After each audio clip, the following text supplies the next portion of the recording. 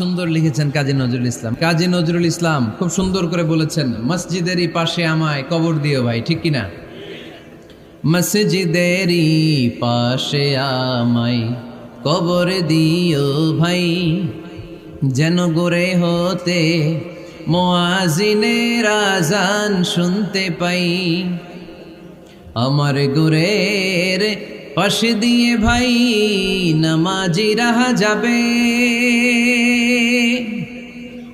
পবিত্র সেই পায়ের ধ্বনি এ বান্দা শুনতে পাবে।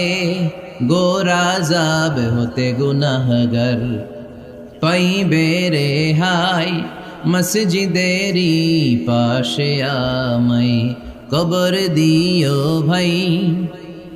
কত মানুষ নামাজি ভাই মসজিদাঙ্গিহীনাতে